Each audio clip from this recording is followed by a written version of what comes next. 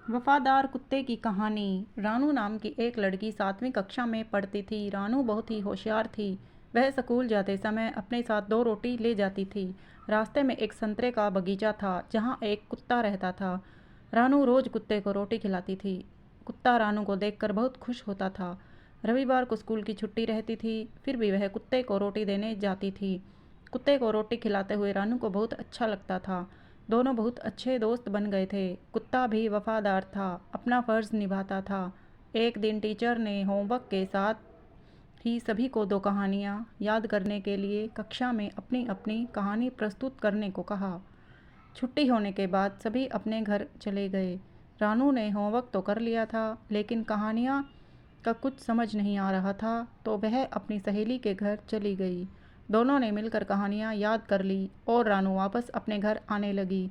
तभी सहेली ने रानू से कहा, अंधेरा बहुत हो गया है, तुम्हें डर लगेगा, यहीं सो जाओ, मेरे घर सुबह चली जाना। रानू ने मना कर दिया।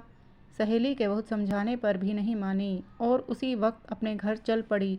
रास्ते में अकेली जा रही थी, तभी रास्ते में कुछ लड़कों ने रानू को घेर लिया।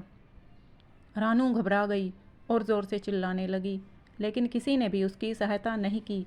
उसके चिल्लाने की आवाज़ उस कुत्ते को सुनाई दी, जो रानू का बहुत अच्छा दोस्त है, जिसे रानू रोज़ रोटी खिलाती थी।